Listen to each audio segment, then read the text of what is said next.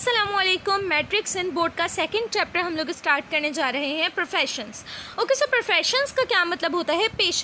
पेशा यानी कि आपका जो सोर्स ऑफ अर्निंग है, जो आप ज़िंदगी में काम कर रहे हो, ठीक है, वो है आपका प्रोफेशन। ठीक है, तो इस चैप्टर में हम लोग दो प्रोफेशंस के बारे में पढ़ने जा रहे हैं, टीचिंग एंड फिशिंग। पहले स्टार्ट करते हैं टीचिंग। टीचिंग का क्या मतलब है? पढ़ाना। ठीक है, टीचर क्या होता है? टीचर आपका उस्ताद होता है जो आपको कुछ ना कुछ सिखाता है, कुछ ना कुछ पढ़ाता है। ठीक है, तो स्टार्ट करते हैं teaching. One Sindhi word for teacher is akhund. ठीक है, एक जो सिंधी लैंग्वेज में इस्तेमाल होने वाला वर्ड है उस्ताद के लिए, वो क्या है? अखुंड। अखुंड वर्ड जो है वो एक पर्शियन वर्ड से आया है, और वो पर्शियन वर्ड क्या है? ख़ानदान। ओके, सो पर्शियन लैंग्वेज में एक वर्ड है ख़ानदान, उससे आज हम सिंधी लैंग्वेज में टीचर के लिए एक वर्ड यूज़ करते हैं जो है अखुंड। ठीक है, और ख़ानदान का क्या मतलब है? टू रीड, पढ़ना। ठीक है, it is said that God writes his laws on the hearts of man. ठीक है, मैन क्या है? MEN मैन, MAN मैन का प्लूरल है। ठीक है, MAN मैन का प्लूरल कभी भी MANS मैंस नहीं होता है, हमेशा एक ही जगह ई लग जाता है, और MEN मैन जो होता है उसका मतलब एक से ज़्यादा आदमी। ठीक है, तो यहाँ पर अल्लाह पाक का कहा जा रहा है कि अल्लाह पाक जो अपने जितने भी अहकामात हैं, जितने भी लॉज हैं हमारी ज़िंदगी गुजारने के लिए, कि हमें किस तरह अपनी ज़िंदगी गुजारनी है, वो अल्लाह पाक लोगों के दिलों पर लिखता है। यानी कि हमें पता होता है कि भाई ये अच्छाई का रास्ता है, ये बुराई का रास्ता है, हमें इस रास्ते पर चलकर अपनी ज़िंदगी गुजारनी है या इस रास्ते पर चलकर अपनी ज़िंदगी गुजारनी है। अल्लाह पाक ने हमारे लिए किस रास्ते में बेहतरी रखी है, हमें इन चीज़ों का पता होता है, हमारे दिल को पता होता है। ठीक है, and the teacher is one, और टीचर वो इंसान होता है who can read what he rights on the human heart. कि टीचर पढ़ सकता है कि अल्लाह पाक ने लोगों के दिलों पर क्या लिखा है। क्या मतलब वो इस बात का कि अल्लाह पाक ने हमारे लिए क्या अहकामात फरमाए हैं, कि हमें अपनी ज़िंदगी किस तरह गुजारनी है, हमें किस रास्ते पर चलना है, किस रास्ते पर नहीं चलना है, हमारे लिए क्या पाबंदियां हैं, किन चीज़ों में हमारे लिए फ़ायदे हैं। ठीक है, किन चीज़ों का हमें गुनाह है, किन चीज़ों का हमें सवाब है, कौन सी चीज़ें हमारे लिए हलाल हैं, कौन सी चीज़ें हमारे लिए हराम हैं। ये सारी चीज़ें अल्लाह पाक के जितने भी अहकामात हम लोगों के दिलों पर लिखे गए हैं या हमारे लिए बताए गए हैं, वो सारे पढ़ने वाला कौन है? टीचर के पास वो खासियत होती है जो पढ़ता है और दूसरों को बताता है। ठीक है, this message is a reflection of God's word found in the sacred writings. ठीक है, अल्लाह पाक का जो मैसेज है, अल्लाह पाक के जो अहकामात हैं, ठीक है, जो टीचर जो हमें मैसेज पहुंचाता है, टीचर जो हमें बताता है, टीचर जो हमें सिखाता है, वो क्या होते हैं? वो अल्लाह पाक के अल्फाज होते हैं। ठीक है, अल्लाह पाक के कहे गए अहकामात होते हैं जो हमें कहाँ कहाँ देखने को मिलते हैं। सबसे पहले तो वो अहकामात हमें सेक्रेड राइटिंग्स। सेक्रेड राइटिंग्स का मतलब है मुक़द्दस तहरीरें। अब मुक़द्दस हमारे लिए क्या चीज़ होगी? मुक़द्दस तहरीरें हमारे लिए क्या चीज़ होगी? वो तहरीरें, वो किताबें जो हमारी मज़हबी हैं, वो हमारे लिए मुक़द्दस होंगी, वो हमारे लिए सबसे पाक होंगी, वो हमारे लिए सबसे ज़्यादा मानने वाली होंगी। ठीक है, तो मुक़द्दस तहरीरों का मतलब जो भी हमारी मज़हबी किताबें, एज़ अ मुस्लिम हमारी मज़हबी किताब क्या है? कुरान पाक।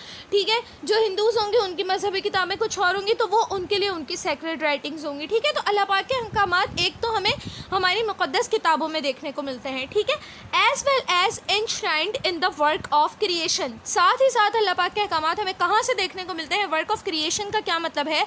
जो चीज़ लोगों ने तख्लीक की है। ठीक है, जो चीज़ लोगों ने बनाई है वो क्या कहलाती है? वो कहलाती है वर्क ऑफ क्रिएशन। जो चीज़ें लोगों ने ईजाद की हैं वो है work of creation. For example, अब कुरान पाक से आयात को देखते हुए कोई अगर उन आयात का तर्जुमा या उन आयात की तशरीहात कर रहा है या उनको एक्सप्लेन कर रहा है या उनके ऊपर फतवे दे रहा है, तो वो क्या होगा? वो लोगों का काम होगा, तो वो होगा हमारे पास वर्क ऑफ क्रिएशन। ठीक है, और एनश्राइंड का मतलब होता है कि कहीं पर कोई चीज़ दर्ज की गई हो। ठीक है, किसी चीज़ को मुबारक समझकर, मुतबर्रक समझकर, अहम समझकर कहीं पर महफूज कर लिया गया हो। ठीक है, तो इंसानों के क्रिएशन में भी अल्लाह पाक के अहकामात दर्ज किए जाते हैं, अल्लाह पाक के अहकामात महफूज किए जाते हैं। ठीक है, तो हमें कहाँ कहाँ से मिलेंगे अल्लाह पाक के अहकामात? एक सौ सेक्रेड राइटिंग से मिलेंगे, और एक enshrined in the work of creations होंगे वो। ठीक है, और तीसरा, और अल्लाह पाक के अहकामात अब जितने भी वर्क ऑफ क्रिएशन में इंश्राइंड किए गए हैं वो सब लोग कहाँ से लेंगे इंश्राइंड करने के लिए? Which came from the divine command. Command का क्या मतलब होता है? हुक्म। और डिवाइन का क्या मतलब होता है? जो आपके हाकिम, आपके खालिक की तरफ से खुदाई हुक्म जो आपको मिल रहा है, जो चीज़ें आपके ऊपर फ़र्ज़ की गई हैं, जो ऐसे कमात जो चीज़ें आपके ऊपर फ़र्ज़ कर दें, वो क्या है? वो है आपके पास डिवाइन कमांड्स, ठीक है, जो आपके लिए फ़र्ज़ की गई चीज़ें हैं, जो आपके लिए अहकामात हैं अल्लाह पाक की तरफ से, जो खुदाई अहकामात हैं, वो हैं आपके पास डिवाइन कमांड्स, ठीक है। तो हमें अल्लाह पाक के अहकामात कहाँ कहाँ से मिल रहे हैं? सेक्रेड राइटिंग से मिल रहे हैं और वर्क ऑफ क्रिएशन में इंश्राइंड मिल रहे हैं। और वो कहाँ से आ रहे हैं? लोगों के पास भी खुदाई अहकामात से लोग उन चीज़ों को लेकर फिर दर्ज कर रहे हैं कहीं ना कहीं, ठीक है। तो उम्मीद करती हूँ कि पहला पैरा समझ आ गया होगा। मूव करते हैं नेक्स्ट पैरा की तरफ। Hans a teacher is a reader par excellence. Reader par excellence आपके पास एज अ फ्रेज़ है जिसका एज इट इज़ तो मीनिंग्स नहीं होते हैं आपके पास, लेकिन उस जुमले का एक स्पेसिफिक ख़ास मतलब होता है, ठीक है।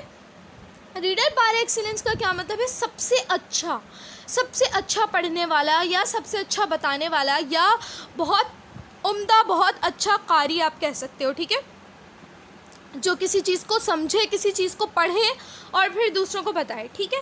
तो एक टीचर जो है वो एक रीडर पार एक्सीलेंस होता है, one who fulfils God's command, ठीक है। जो क्या करता है, टीचर की खासियत ये होती है कि वो पूरा करता है किसको? अल्लाह पाक के अहकामात को। कमांड का मतलब पहले भी बता चुकी हूँ, हुक्म, ठीक है। एक टीचर ऐसा इंसान होता है जो अल्लाह पाक के अहकामात को पूरा करता है, ठीक है। और अल्लाह पाक के अहकामात हमें कहाँ से देखने को मिलते हैं? एक्सप्रेस्ड, जो कहाँ बताए गए हैं हमें? In the first word of revelation. Revelation किसे कहते हैं? वही को कहते हैं, ठीक है। जब हुज़ूर पाक सल्लल्लाहु अलैहि वसल्लम पर वही नाजिल हुई थी तो पहली वही जो इक़रा बिस्मि रब्बिकल, ये वाली जो हमारे पास सूरत थी, ठीक है, इसकी पहली वही की पहली आयत के पहले लफ्ज़ ही क्या थे? पढ़ो, रीड, ठीक है। तो अल्लाह पाक के अहकामात हमें जो कहाँ से मिलते हैं? अल्लाह पाक की नाजिल की गई वही के पहले अल्फाज से ही हमें देखने को मिलते हैं, जिसका क्या मतलब है? रीड, पढ़ो, ठीक है। तो एक टीचर क्या करता है? टीचर अल्लाह पाक के इन अहकामात को पूरी तरह से फुलफ़िल करता है, ठीक है।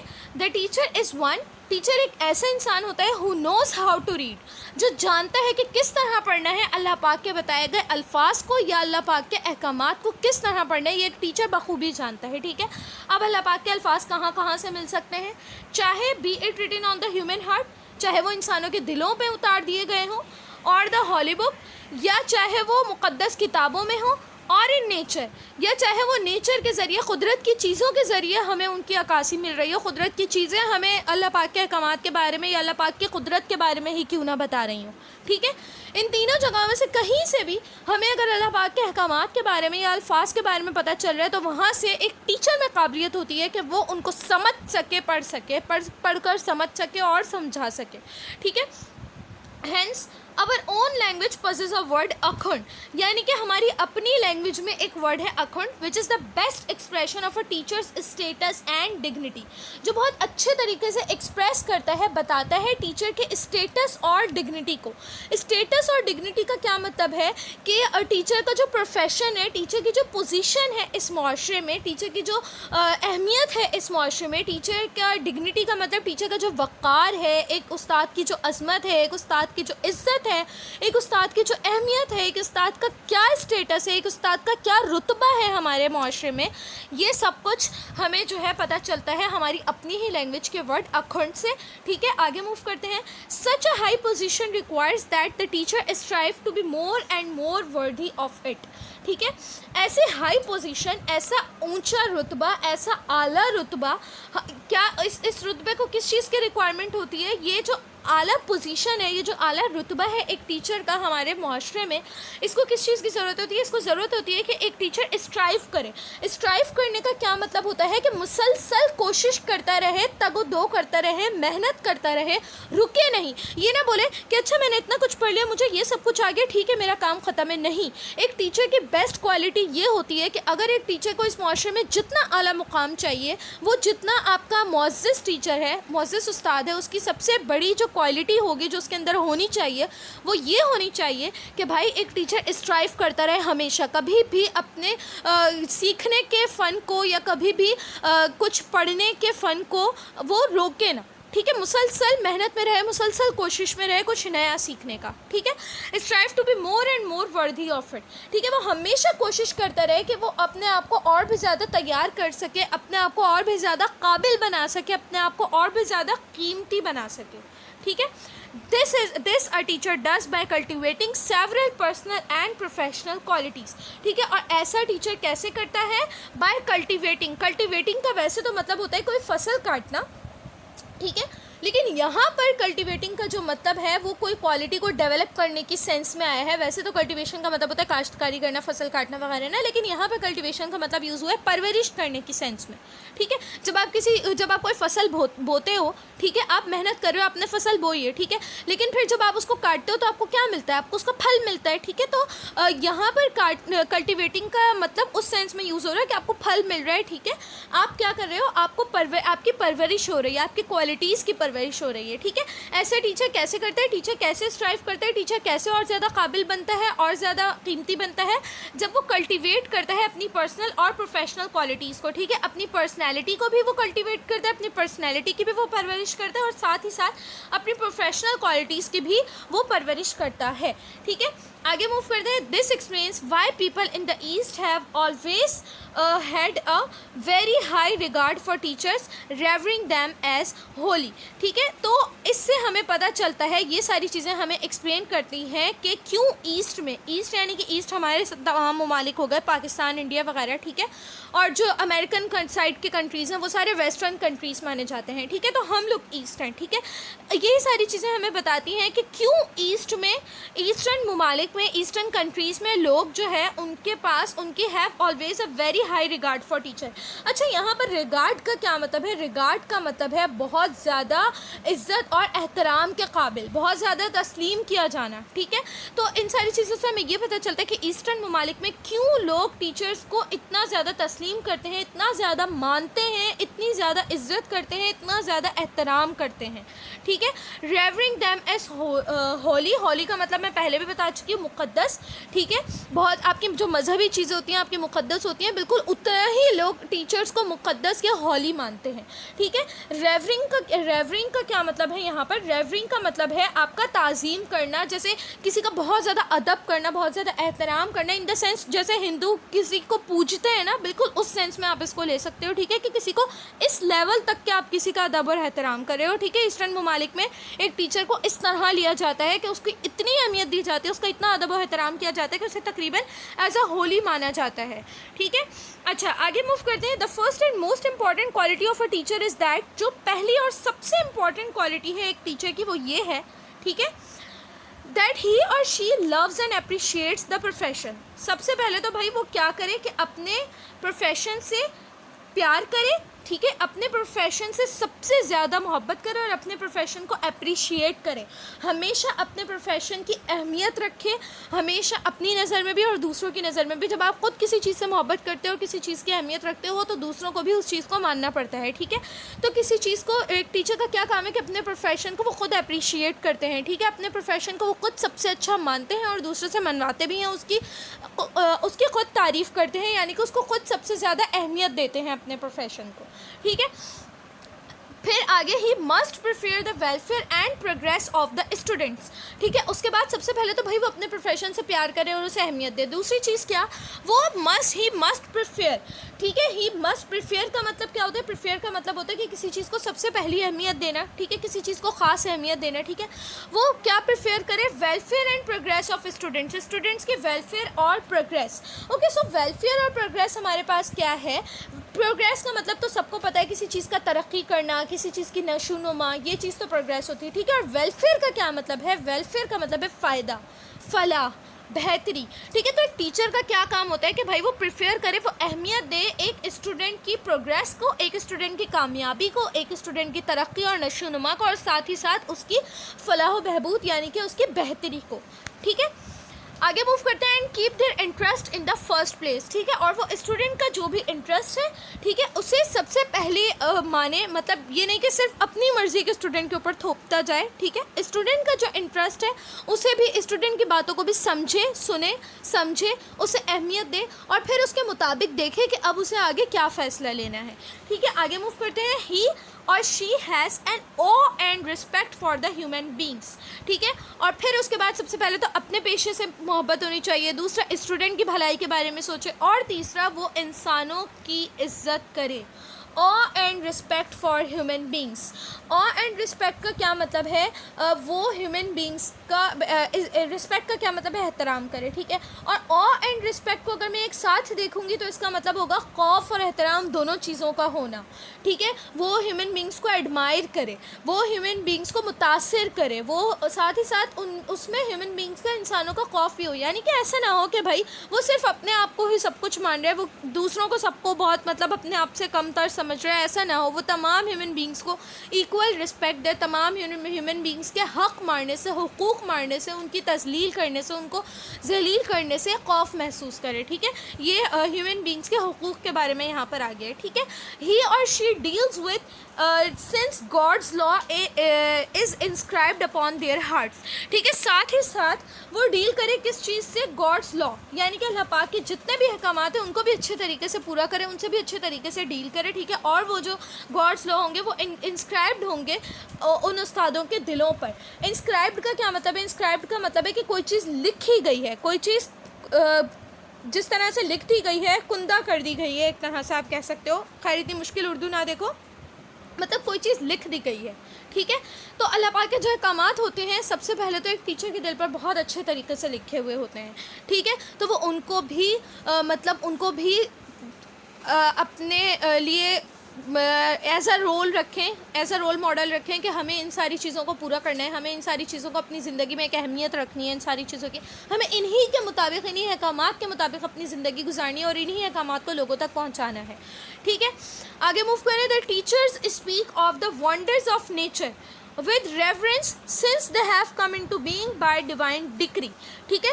Teacher speaks of the wonders of nature, ठीक है। एक टीचर बताता है, बात करता है किस चीज़ के बारे में? कुदरत के वंडर्स के बारे में।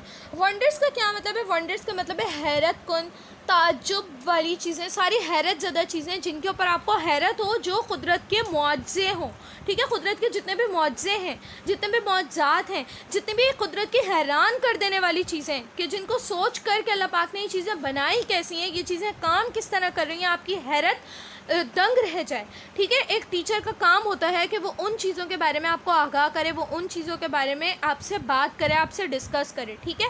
विद रेवरेंस, रेवरेंस का मतलब हम पहले भी पढ़ चुके हैं, ठीक है। रेवरेंस का क्या मतलब होता है? बहुत ज़्यादा किसी चीज़ को अहमियत देना, किसी चीज़ का अदब और एहतराम करना, ठीक है। और वो इस चीज़ का एहतराम करेंगे क्योंकि since they have come into being bye divine degree, क्योंकि वो किस तरह बने हैं? वो अल्लाह पाक के अहकामात से बनी है सारी चीज़ें, ठीक है। कुदरत ने वो सारी चीज़ें बनाई हैं, अल्लाह पाक ने बहुत अपनी हिकमत से वो सारी चीज़ें बनाई हैं। अल्लाह पाक की कुदरत के अलावा वो सारी चीज़ें बनाने और चलाने वाला कोई हो ही नहीं सकता, ठीक है। तो एक टीचर हमेशा कुदरत के मुआज़ात के बारे में आपसे बात करेगा, ठीक है, उन्हें अहमियत देगा, ठीक है, क्योंकि वो सारी चीज़ें अल्लाह पाक की तरफ से, अल्लाह पाक के खुदाई हुक्म की वजह से बनाई गई हैं, ठीक है। ओके, आगे मूव करते हैं। They ponder over the sacred writings. अब पॉन्डर ओवर का क्या मतलब है? गौर करना, ठीक है। आप लोग ये सारे मीनिंग्स जो है कहीं पर बेशक नोट करते जाएं ताकि बाद में भूलें ना, इसके अंदर बहुत सारे न्यू वर्ड्स हैं। तो पॉन्डर ओवर का क्या मतलब है? किसी चीज़ के ऊपर गौर करना, ठीक है। गौर करना और करवाना, आप इसे दोनों सेंस में ले सकते हो। They ponder over the sacred writings. Sacred writings हम पढ़ चुके हैं। सेक्रेड राइटिंग्स क्या है? आपकी मुक़द्दस तहरीरें, ठीक है। जितने भी मुक़द्दस तहरीरें, फॉर एग्जाम्पल कुरान पाक में जो अहकामात होंगे वो उनके ऊपर गौर करेंगे, वो उनकी तरफ आपकी तवज्जो दिलाएंगे, वो आपको उन अहकामात की तरफ मुतवज्जह करेंगे, आपका फोकस उनकी तरफ करेंगे, ठीक है। तो एक टीचर सेक्रेड राइटिंग्स पर पॉन्डर ओवर का मतलब गौर करता है, which tell us the meaning of life. और सेक्रेड राइटिंग्स से हमें ऑब्वियसली जब सेक्रेड राइटिंग्स पर हम गौर करेंगे, वो गौर करेंगे और हमें उसके बारे में बताएंगे, तो क्या होगा? उससे हमें अपनी ज़िंदगी का मतलब पता चलेगा कि हमें ज़िंदगी क्यों दी गई है, हमारी ज़िंदगी का मकसद क्या है, and the way to live it fully. और साथ ही साथ हमारी ज़िंदगी को पूरी तरह से अच्छे तरीके से गुजारने का तरीक़ा क्या है, वो भी हमें यहीं से पता चलेगा, ठीक है। No other work could please them better, ठीक है। और कोई और काम उन्हें इससे ज़्यादा, प्लीज़ का मतलब होता है खुश करना, ठीक है, किसी को खुश करना, ठीक है। वैसे तो प्लीज़ का मतलब कहीं पर माफ़ करना और मेहरबानी वगैरह के सेंस में भी आता है, लेकिन यहाँ पर एक वर्ड के जैसे एक से ज़्यादा मतलब होते हैं, तो प्लीज़ का मतलब है खुश करना, ठीक है। टीचर के ये जितनी भी क्वालिटीज़ इस पैराग्राफ में बताई गई हैं, कहने की ये कोशिश कर रहे हैं इस लाइन में, इस जुमले में, कि इन तमाम कामों के अलावा कोई ऐसा काम दुनिया में नहीं होता एक टीचर के लिए जो उसे इन कामों से ज़्यादा खुशी दे सके। यानी कि एक टीचर को अपनी ज़िंदगी में सबसे ज़्यादा जो खुशी मिलती है वो इन्हीं कामों से मिलती है। ठीक है, आगे मूव करते हैं। Another necessary quality of a good teacher is thirst for knowledge. जो बात अभी ऊपर मैंने की थी कि कभी भी वो अपने जो उनकी जो प्यास है ना मज़ीद कुछ सीखने की, मज़ीद नॉलेज हासिल करने की, वो ख़त्म ना हो। ठीक है, वो हमेशा इस कोशिश में रहें, स्ट्राइव करते रहें, वो हमेशा इस तगदो में रहें कि उन्हें मज़ीद कुछ सीखना है। वो कभी भी ये ना सोचें कि हाँ भाई मुझे तो बहुत कुछ आ गया, बस मैं ही अब सब कुछ हूँ। नहीं, क्योंकि ज़िंदगी हमें हमेशा कुछ ना कुछ सिखाती रहती है। ठीक है, कभी भी हम कभी भी हम सब कुछ सीख ही नहीं सकते। ठीक है, तो एक टीचर की जो बेस्ट क्वालिटी होती है और जो सबसे इम्पॉर्टेंट क्वालिटी, एक बहुत ज़्यादा अहम क्वालिटी होती है, वो ये होती है कि एक टीचर को हमेशा मज़ीद नॉलेज की तलब होनी चाहिए। ठीक है, before teaching others to read, इससे पहले कि वो दूसरों को कुछ पढ़ाएं, दूसरों को कुछ पढ़ाएं, रीड करवाएं या टीच करें, they must themselves know how to read. उससे पहले उन्हें ख़ुद पता होना चाहिए कि कैसे पढ़ा जाता है, या इससे पहले कि वो किसी को कुछ भी करने को कहें वो ख़ुद उस पर पहले अमल कर। वो वाली बात हो गई ना कि आप किसी को अगर कुछ सिखा रहे हो तो उससे पहले आपको ख़ुद वो करना आना चाहिए। आप अगर किसी को कुछ करने का कह रहे हो तो उससे पहले आप ख़ुद उसके ऊपर अमल करते हो। आपको एक ऐसा इंसान होना चाहिए। ठीक है, तो एक टीचर दूसरों को जो कुछ पढ़ा रहा है पहले उसे वो खुद पढ़ना आता हो। ठीक है, the best teachers are always दोस्त, एक अच्छा टीचर हमेशा वो होता है who remain students forever, जो हमेशा स्टूडेंट रहे, जो हमेशा कुछ ना कुछ सीखता रहे। ठीक है, एक अच्छा टीचर वही होता है। They are humble enough to learn from any and everyone. ठीक है, एक टीचर हम्बल इनफ होना चाहिए। हम्बल का क्या मतलब होता है आपके पास? पोलाइट, आजिज़, रिस्पेक्टफुल। एक टीचर में गुरूर नहीं होना चाहिए। ठीक है, वो हमेशा पोलाइट होना चाहिए, वो हमेशा इतना आजिज़ होना चाहिए, वो हमेशा इस तरह झुक कर रहे कि वो कभी भी किसी से भी और किसी से भी कुछ भी सीखने के लिए तैयार रहे। ठीक है, एक टीचर हमेशा इतना हम्बल इनफ हो to learn from any and everyone, वो किसी से भी कभी भी कहीं भी कुछ भी सीखने के लिए तैयार रहे, उसके अंदर मगरूरियत ना हो। ठीक है, इवन दोज यंगर और लेस गिफ्टेड देन देमसेल्व्स, यहाँ तक कि वो उन लोगों से भी कुछ ना कुछ सीखने के लिए तैयार हो, क्योंकि ज़िंदगी में कोई भी बिना मकसद के नहीं है, या कोई भी ऐसा नहीं है जो बिल्कुल ही फालतू हो। कोई ना कोई आपको कभी ना कभी कुछ ना कुछ सिखा रहा होता है। ठीक है, तो एक टीचर को इस तरह की नेचर का होना चाहिए कि वो कभी भी किसी से भी कुछ भी सीखे, यहाँ तक कि वो इंसान भले ही उससे यंगर यानी कि उससे छोटा ही क्यों ना हो। ठीक है, और लेस गिफ्टेड देन देमसेल्व्स, या फिर उससे कम जो है सिफात वाला ही क्यों ना हो। यानी कि एक टीचर बेशक बहुत ज़्यादा मुअज़्ज़िज़ है और वो दूसरा इंसान बेशक उसके सामने कुछ भी नहीं है, बेशक उसके पास उस टीचर कि जितनी नॉलेज नहीं है, बेशक उसके पास एक टीचर के जितना रुतबा नहीं है, लेकिन फिर भी उसके पास जो कुछ है, एक टीचर अपने से कम रुतबे वाले इंसान से भी कुछ भी सीखने के लिए कभी भी तैयार रहे। ठीक है, this is why they drink deeply from the sources of truth, beauty and goodness. यही वजह है कि एक टीचर ड्रिंक डीपली का क्या मतलब है? ऐसा इसका मतलब ये नहीं कि वो कुछ पी रहे हैं। ड्रिंक डीपली का मतलब है कि वो बहुत ज़्यादा गहराई में, डीपली का मतलब तो सबको पता है गहराई में। ठीक है, और ड्रिंक का मतलब यहाँ पर पीने के सेंस में यूज़ नहीं हुआ है, यहाँ पर एज आप समझ लो मुहावरा या मिसाल देने के लिए इस्तेमाल हुआ है कि वो इसी वजह से जब एक टीचर में ये सारी क्वालिटीज़ होंगी कि वो हमेशा स्टूडेंट रहेगा, कभी भी कहीं पर भी किसी से भी वो सीखने को तैयार रहेगा, अपने छोटों से भी और अपने कमतर से भी, तो वो बहुत ज़्यादा गहराई में चीज़ों को ड्रिंक कर सकेगा। क्या मतलब? बहुत ज़्यादा गहराई में चीज़ों को अपने अंदर उतार सकेगा, बहुत ज़्यादा गहराई में चीज़ों को सीख सकेगा। और वो चीज़ें उसे कहाँ से मिलेंगी? From the sources of truth, beauty and goodness, यानी कि वो चीज़ें उसे कहाँ से मिलेंगी? वो चीज़ें उसे सच्चाई से मिलेगी। ठीक है, वो सच्चाई से बहुत कुछ सीखेगा। ठीक है, वो कुदरत की खूबसूरती से बहुत कुछ सीखेगा और वो अच्छाई से बहुत कुछ सीखेगा, यानी कि उसके अंदर सच्चाई, खूबसूरती और अच्छाई, ये सब कुछ कूट कूट कर भरा हुआ होगा। ठीक है, आगे मूव करते हैं। A very important quality of a teacher is that, और टीचर की एक बहुत खास क्वालिटी ये है कि ही or she not only strives, वो ना सिर्फ तगो दो में रहे किस चीज़ की? To know what is true, good and beautiful. ठीक है, एक टीचर की ना सिर्फ हमेशा ये कोशिश होनी चाहिए कि वो सीखे कि क्या अच्छा है, क्या सच्चा है और क्या खूबसूरत है, साथ ही साथ कोशिश, सीखने की कोशिश के साथ ही साथ, but also seeks to incorporate these in the life. ठीक है, वो साथ ही साथ ये भी सीखे कि उन चीज़ों को कैसे इनकॉर्पोरेट करना है, यानी कि कैसे शामिल करना है उन चीज़ों को अपनी ज़िंदगी में। ठीक है, ना सिर्फ वो चीज़ों को सीखने की कोशिश करे, बल्कि वो उसे ये भी आता हो कि कैसे उसकी सीखी हुई चीज़ों को, कैसे उसकी सीखी हुई चीज़ों पर वो अमल कर सके, या कैसे उसकी सीखी हुई चीज़ों को वो शामिल कर सके अपनी ज़िंदगी में। ठीक है, they practise what they preach. Preach का क्या मतलब है? प्रीच का मतलब होता है कि आप जिस चीज़ की तबलीग कर रहे हो, आप जिस चीज़ की तलकीन कर रहे हो, आप लोगों को जिस चीज़ के ऊपर अमल करने को कह रहे हो, भाई पहले आप ख़ुद भी उसकी प्रैक्टिस करो, पहले आप ख़ुद भी उसके ऊपर अमल करो। आप लोगों को जिस चीज़ की तलकीन कर रहे हो कि भाई आप इस काम को इस तरह करो, पहले आपको ख़ुद भी वो काम उसी तरह करना चाहिए। ठीक है, तो इस लाइन का सिंपल मतलब ये हुआ। After the examples of the profit of God, हमारे पास अल्लाह पाक के प्यारे नबी की ज़िंदा मिसाल है। ठीक है, आप सल्लल्लाहु अलैहि वसल्लम कोई भी काम, किसी भी काम की तलकीन जब तक नहीं करते थे जब तक वो काम वो खुद नहीं करते थे। ठीक है, तो who taught by the words in the holy book as well as by his deeds in everyday life. ठीक है, क्योंकि आप सल्लल्लाहु अलैहि वसल्लम की मिसाल हमारे पास किस तरह हमारे सामने, क्योंकि आप सल्लल्लाहु अलैहि वसल्लम ने ना सिर्फ अल्लाह पाक के अहकामात हमें होली बुक यानी कि कुरान पाक से बताए हैं, ठीक है, बल्कि टॉट का मतलब बताना, वर्ड्स अल्लाह पाक के अहकामात फ्रॉम होली बुक। ठीक है, ना सिर्फ अल्लाह पाक के अहकामात जो होली बुक में आप सल्लल्लाहु अलैहि वसल्लम ने हमें वो बताए हैं, बल्कि एज़ वेल एज, साथ ही साथ आप सल्लल्लाहु अलैहि वसल्लम ने अपने डीड्स के ज़रिए, डीड्स का मतलब अपने एक्शन के ज़रिए, यानी कि अपने कामों के ज़रिए, यानी कि इसको किस तरह कह लो, इसको इस तरह कह लो अपने अमल के ज़रिए। ठीक है, अपने अमल के ज़रिए, अपनी एवरीडे लाइफ में, अपने रोज़मर्रा के अमल के ज़रिए, अपने रोज़मर्रा के आप सल्लल्लाहु अलैहि वसल्लम जिस तरह की ज़िंदगी गुजारते थे, जिस तरह के काम करते थे, उसके ज़रिए आप सल्लल्लाहु अलैहि वसल्लम ने हमें सिखाया है। ठीक है, यानी कि कहने का क्या मतलब है कि आप सल्लल्लाहु अलैहि वसल्लम ने जो अल्लाह पाक की तालीमात हमें कुरान पाक से दी हैं, वो ना सिर्फ आप सल्लल्लाहु अलैहि वसल्लम ने हमें बोल कर बताई हैं, बल्कि अपनी ज़िंदगी में वही कामों पर अमल भी करके बताया है। ठीक है, आगे मूव करते हैं। यहाँ पर टीचिंग प्रोफेशन हमारा एंड होता है। नेक्स्ट प्रोफेशन है हमारे पास फिशिंग। ओके, सो फिशिंग का क्या मतलब है? मछलियाँ पकड़ना, है ना।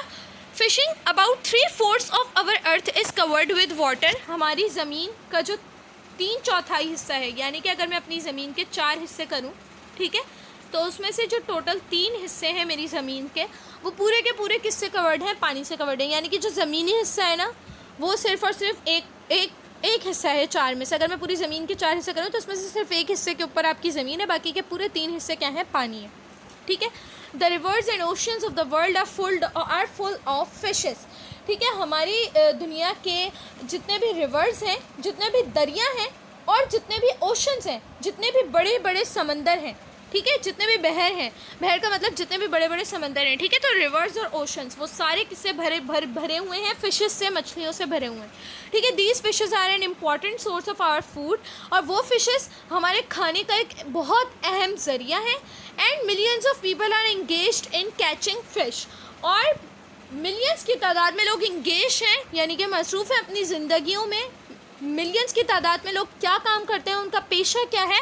वो फिशिंग करते हैं, फिशेस कैच करते हैं। ठीक है, this is not just a hobby. ये ना सिर्फ लोगों की हॉबी, यानी कि ना सिर्फ लोगों का शौक़ है, बट एन ऑक्यूपेशन।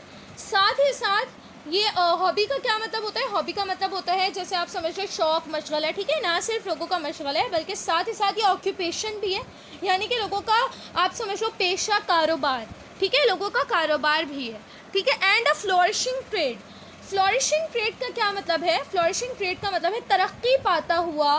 ट्रेड का मतलब तो तिजारत होता है, सबको पता है। ठीक है, फ्लोरिशिंग ट्रेड का मतलब ऐसी तिजारत जिसमें बहुत ज़्यादा तरक्की हो रही है, एक खुशहाल तिजारत। ठीक है, जिसमें आपको बहुत ज़्यादा तरक्की हो रही है, तो फिशिंग एक तरक्की याफ्ता तिजारत के तौर पर आपका पेशा हो सकता है। ठीक है, the fisherman sometimes work individually in their small boats.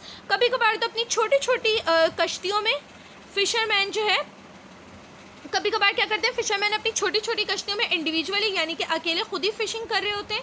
ठीक है, and sometimes work together on large boats, और कभी कभार बहुत सारे फिशरमैन एक साथ मिलकर भी काम करते हैं बड़ी बड़ी बोट्स में, with machinery needed to catch fish. और ऑब्वियसली जब बहुत सारे लोग मिलकर एक बड़ी बोट पर काम कर रहे होंगे तो उधर ऐसी बड़ी बड़ी मशीनरीज भी होंगी जो ज़्यादा अमाउंट में, ज़्यादा अच्छे तरीके से कम टाइम में फिशेस को कैच कर सकें, ठीक है, फ्रॉम डीप वाटर्स। ठीक है, अब ये मशीनरीज क्यों इस्तेमाल हो रही है फिशिंग के लिए? आप तो सिंपल से एक जाल से भी मछलियाँ पकड़ सकते हो, लेकिन ऑब्वियसली मशीनरी के फिर जो है फ़ायदे भी बहुत ज़्यादा होंगे, ठीक है। और मशीनरी का जो सबसे अहम फ़ायदा है वो क्या है? वो फिशेस को कहाँ से कैच करती हैं? फ्रॉम डीप वाटर, गहरे पानी में से जाकर वो मछलियों को पकड़ के निकालती है, ठीक है। They stay at sea for days and even weeks and return with tons of fish. ठीक है, जो आपके मछेरे हैं, जो आपके फिशरमैन हैं, वो दिनों तक के, यहाँ तक के हफ्तों तक के भी, इवन डेज इवन वीक्स यानी कि हफ्तों तक के भी समंदर पर स्टे करते हैं, वहीं रहते हैं, अपने घरों पर नहीं जाते, ठीक है। एंड रिटर्न विद, और जब वापस जाते हैं तो टन्स ऑफ फिशेस के साथ वापस जाते हैं, ठीक है।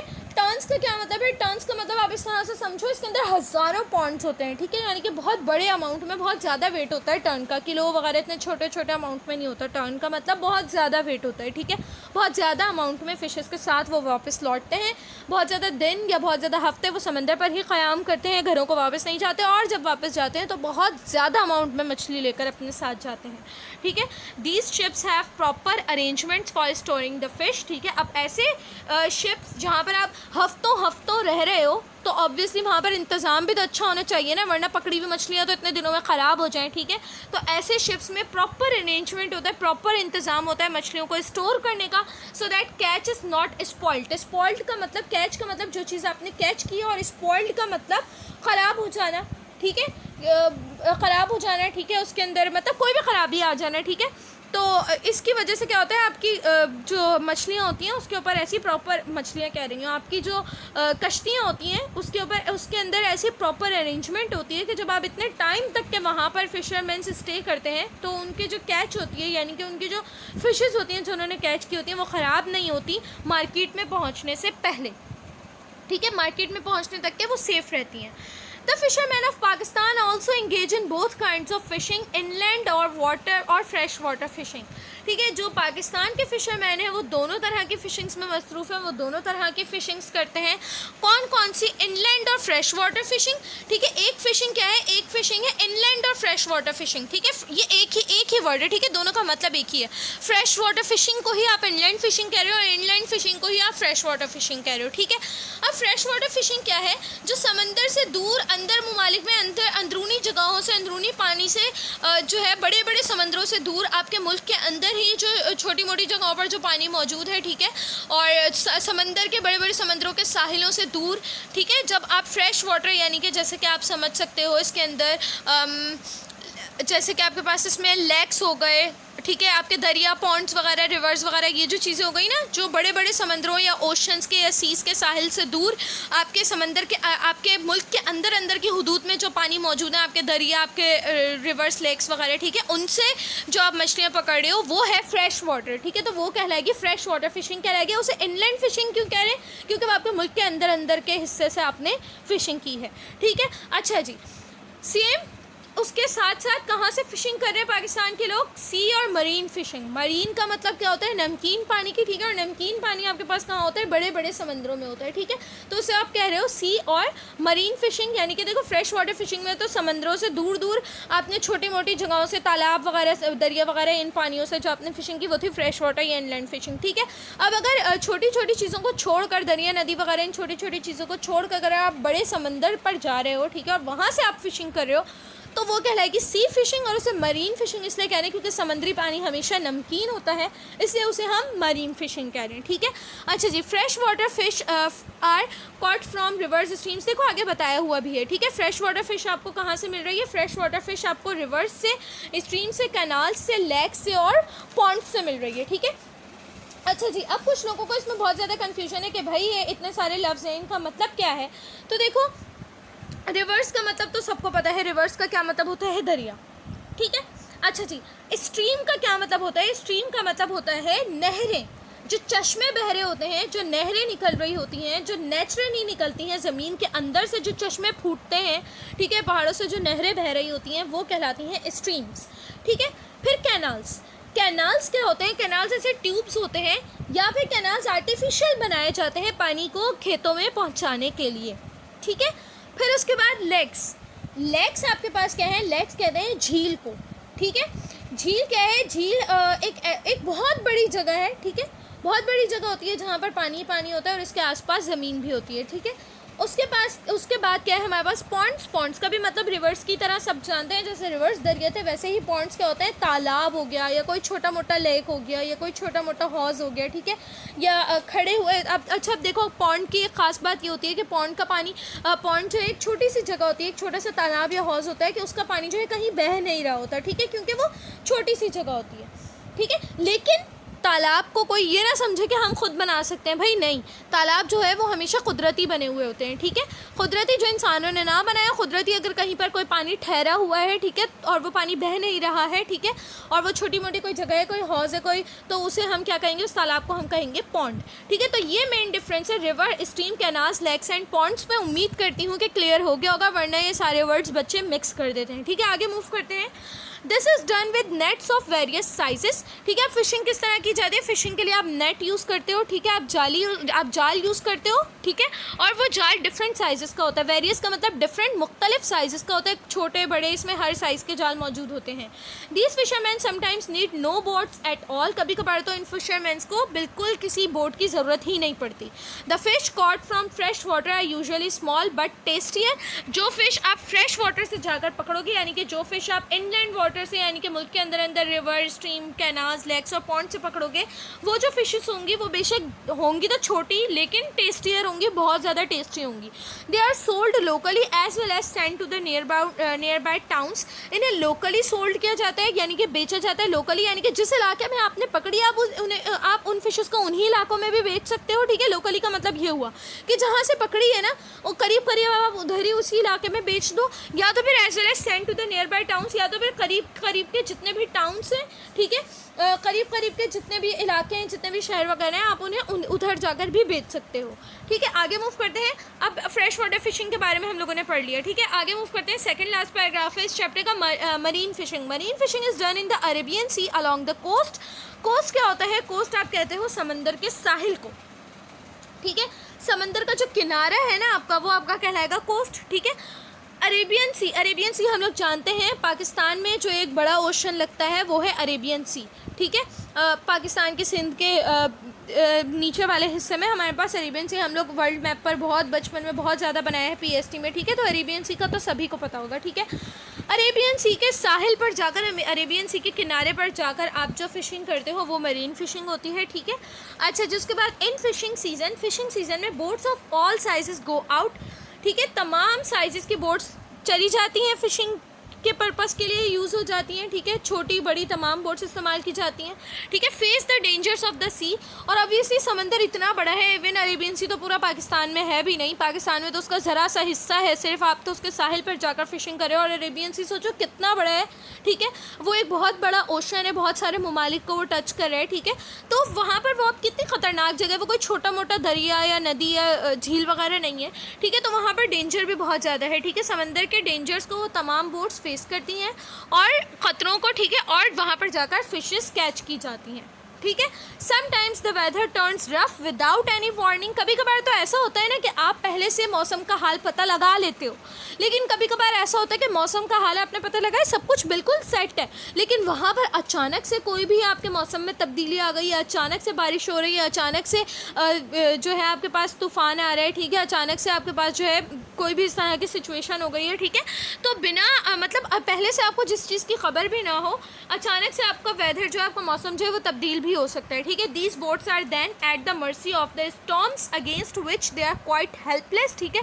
फिर वो जो बोट्स होती हैं जो उस जगह पर होती हैं जहाँ पर बिना किसी वार्निंग के आपका वेदर अचानक से आपका मौसम ख़राब हो गया है, ऐसी जगहों पर अब जो आपकी जो बोट्स होती हैं और उस बोट्स में जो फिशरमैन्स होते हैं वो तमाम मर्सी पर होते हैं। मर्सी का क्या मतलब है? मर्सी का मतलब है रहम पर होते हैं, यानी कि किसके रहम करम पर होते हैं? पूरे के पूरे स्टॉर्म्स के। स्टॉर्म्स आपके पास क्या है? स्टॉर्म्स आपके पास तूफ़ान, ठीक है। जो भी समुद्री तूफ़ान आ रहे हैं, जो भी मौसमी तूफ़ान वहाँ पर आ रहे हैं समंदर के किनारे पर, बिल्कुल उसके रहम करम पर आपकी बोट होती है, चाहे तो बच जाए चाहे तो ना बचे, चाहे तो इंसान उसमें ज़िंदा बचे, चाहे तो वो बोट सही सलामत बचे, या चाहे तो सब कुछ ख़त्म हो जाए, ठीक है। वो पूरी तरह से उस तूफ़ान के रहमो करम पर होती है कि कितना ज़्यादा वो शिद्दत पर है, ठीक है। अगेंस्ट विच, और उस तूफ़ान के ख़िलाफ़, अगेंस्ट का मतलब होता है ख़िलाफ़, उस तूफ़ान के ख़िलाफ़ वो जो बोट्स होती हैं वो क्वाइट हेल्पलेस। क्वाइट हेल्पलेस का क्या मतलब होता है? क्वाइट का मतलब होता है बिल्कुल, ख़त्तन, यकीनन, ठीक है। वो बोट्स बिल्कुल हेल्पलेस होती हैं, बिल्कुल बेमददगार होती हैं उस तूफ़ान से। अगर अल्लाह ही उन बोट्स को बचाए तो बचाए, उसके अलावा वो उस तूफ़ान के ख़िलाफ़ बोट्स बिल्कुल नहीं टिक सकती, वो कुछ नहीं कर सकती, वो पूरी तरह से तूफ़ान के रहमो करम पर होती हैं, ठीक है। वो क्वाइट हेल्पलेस होती हैं। आगे मूव करते हैं। The government is now taking keen interest in improving and modernising the fish industry. अब जो हमारी गवर्नमेंट है वो क्या करेगी? कीन इंटरेस्ट का क्या मतलब है? बहुत ज़्यादा जो है वो शौक़ से या गहरी दिलचस्पी से बहुत ज़्यादा दिलचस्पी दिखा रही है किसमें? In improving and modernising the fish industry, हमारी फ़िश इंडस्ट्री को बहुत इम्प्रूव करने में और मॉडर्नाइज़ करने में और ज़्यादा मॉडर्न तरीके उसमें इन्वेंट करने में, ठीक है। Fishermen are given loans to buy. अच्छा, अब इनका जो तरीका है गवर्नमेंट का, उसमें क्या क्या चीज़ें शामिल हैं? जितने भी फिशरमैन हैं उन्हें लोन्स दिए जाते हैं ताकि वो ख़रीद सकें बिगर, बड़ी बड़ी और बेटर बोट्स या ट्रॉलर्स, ठीक है। वो ऐसी अच्छी बड़ी बोट्स ख़रीद सकें, ठीक है। फिशरमैन्स उसके लिए उन्हें लोन्स यानी कि क़र्ज़ वगैरह दिए जाते हैं, और ना सिर्फ बोट्स वो ट्रॉलर्स भी ख़रीद सकें। ट्रॉलर्स क्या है? ट्रॉलर्स आपके ऐसे फ़िशिंग के वेसल समझ लो आप, ऐसे बर्तन होते हैं, ठीक है, जो जैसे आप समझ लो ट्रॉलर्स क्या है। सिंपल अगर मैं आपको इसको उर्दू में बताऊँ ना, तो ट्रॉलर क्या है? जाल को खींचने वाली कश्ती, ठीक है। ऐसी कश्ती जो जाल को अपने साथ खींचे, मछलियाँ पकड़ने वाली, ठीक है। बड़े जाल से मछलियाँ पकड़ने वाला जो आपके पास बर्तन होगा, फ़िशिंग वेसल, वो आपके पास क्या कहलाएगा? ऐसा फ़िशिंग वेसल जिसके पीछे ट्रेल हो, यानी कि जिसके पीछे जाल लगा हुआ हो, जो आपके पास बोट्स हैं जो जाल को खींच लेना अपने साथ, यानी कि फिर इंसानों को उसमें मेहनत नहीं करनी पड़ेगी। आप जाल फेंकोगे, बोट चलती जाएगी और जाल खींचता जाएगा, उसमें मछलियाँ आती जाएंगी, ठीक है। तो ऐसे ट्रॉलर्स और ऐसी बोट्स, बड़ी और बेहतर बोट्स को ख़रीदने के लिए और ट्रॉलर्स को ख़रीदने के लिए फिशरमैन्स को लोन दिया जा रहा है गवर्नमेंट की तरफ से, so that they can go farther from the shore and fish in deeper waters, ताकि वो जो फिशरमैन हैं वो सिर्फ साहिल से ही ना पकड़ें बल्कि फार्दर यानी कि मज़ीद दूर जा सकें पानी में, ठीक है। शोर से, शोर का मतलब होता है किनारा, ठीक है। फार्दर फ्राम द शोर का मतलब है साहिल से या किनारे से दूर, ठीक है। आगे, बहुत आगे तक के समंदर में वो जा सकें, ठीक है। डीपर वाटर, गहरे पानियों में से जाकर मछलियों को आराम से पकड़ सकें, उसके लिए ऐसी जो है वो बोट्स और ट्रॉलर्स खरीदने के लिए उन्हें लोन दिया जाता है। Fishing nets of good quality are being made available at low prices. और गवर्नमेंट की तरफ से और क्या किया जा रहा है? फिशिंग के लिए जाल ऐसे बनाए जा रहे हैं जिनकी क्वालिटी बहुत ज़्यादा अच्छी हो और जो लो प्राइसेस पर अवेलेबल हो, यानी कि जो सस्ते हों। Fish harbours and fish markets are being set up. Fish markets से तो हमें समझ में आ गया, ठीक है। फिश हार्बर्स का क्या मतलब है? फिश हार्बर्स का मतलब है मछली की बंदरगाहें, ठीक है। जहाँ से आप मछली पकड़े वहीं पर बंदरगाहें बना दी जाएंगी, ठीक है, जहाँ पर ऐसा इंतज़ाम होगा कि वहाँ पर शेल्टर होगा, ठीक है, वहाँ पर आपको पूरी तरह से जो है वो साया मिलेगा, ठीक है, और पूरी तरह से ऐसे इंतज़ामात होंगे कि जहाँ पर आपकी मछलियाँ सेफ़ रहें, आपकी मछलियाँ ख़राब ना हों, ठीक है। ऐसी बंदरगाहें बनाई जाएंगी जहाँ पर आप सारी मछलियों को जिन्हें आप पकड़ रहे हो उन्हें वहाँ पर जमा कर सको और फिर वहाँ से आप उन्हें कहीं पर भी लेकर जाओ, बेचो, करो, इस्तेमाल करो, जो आपको करना है करो, ठीक है। तो अब हार्बर्स का क्या मतलब होता है? बंदरगाहें, ठीक है। और फिश मार्केट्स बनाई जा रही हैं, ठीक है। 3 काम हो गए। Weather stations have been build along the coast. समंदरों के साहिल पर जहाँ पर लोग जाते हैं और जहाँ पर इस तरह तूफ़ान का खौफ होता है, ठीक है, जहाँ पर मौसम का खौफ होता है, मौसम के बिगड़ने का खौफ होता है, वहाँ पर वेदर स्टेशंस बनाए जा रहे हैं गवर्नमेंट की तरफ से, ठीक है। वेदर स्टेशंस क्या करेंगे? ऑब्वियसली वेदर स्टेशंस जो है आपको मौसम का सूरत हाल बताएंगे, ठीक है। वहाँ पर समंदर के साहिल पर आप पहुँच कर फिर मौसम को वहीं से देखोगे और फिर आप वहीं से डिसाइड करोगे कि अब आपको क्या करना है, यानी कि अब आपको परेशानी नहीं होगी, ठीक है। वहीं का वहीं आप उसको जानकर मौसम के हाल को फिर वहीं का वहीं अपना फ़ैसला ले पाओगे कि आपको अब आगे जाना है या पीछे आना है, क्या करना है, ठीक है। तो वहाँ पर वेदर स्टेशंस बनाए जाएंगे and on offshore islands to warn the fishing boats of storm, ठीक है। और क्या बनाया जाएगा? ऑफ शोर आइलैंड्स का क्या मतलब है? गैर मुल्की जज़ायर, साहिल से दूर गैर मुल्की जज़ायर। ऑफ शोर आइलैंड्स का मतलब, ऑफ शोर का क्या मतलब है? ऑफ शोर आइलैंड्स, या शोर का मतलब तो होता है साहिल, किनारा, ठीक है। ऑफ शोर आइलैंड्स का क्या मतलब होगा? जो आपके अपने मुल्क का ना हो, जो आपके मुल्क की हुदूद से आगे हो, जो आपके मुल्क की जो साहिल है, आपके मुल्क का जो समंदर का साहिल है, आपके मुल्क की जो बाउंड्री है जो उस समंदर को या उस ओशन को टच कर रही है, उस बाउंड्री से बाहर निकल कर, यानी कि जब आप गहराइयों में जाओ, इतनी गहराई में या इतना आगे आप समंदर में चले जाओ कि जहाँ पर आपके मुल्क की बाउंड्री एंड हो गई है, जहाँ पर कोई और बाउंड्री स्टार्ट हो गई है, ठीक है, वहाँ पर भी गैर मुल्की जजीरे बनाए जाएँ।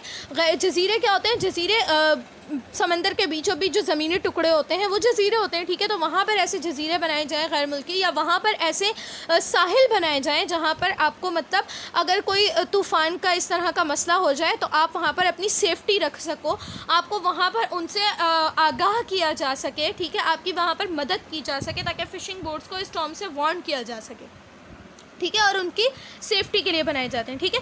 सम boats are now also fitted with wireless receivers. कुछ बोट्स तो अब वायरलेस रिसीवर्स से भी फिट कर दी गई हैं। वायरलेस रिसीवर्स का मतलब जैसे वायरलेस रिसीवर्स में क्या क्या चीज़ें आ जाएंगी? रेडियो कम्युनिकेशन, जैसे पहले PTCL फ़ोन होता था, PTCL हमेशा बिजली की मदद से चलता था, ज़्यादातर उसमें जो है आपको वायर जो है वो बिजली से कनेक्ट करना पड़ता था, ठीक है।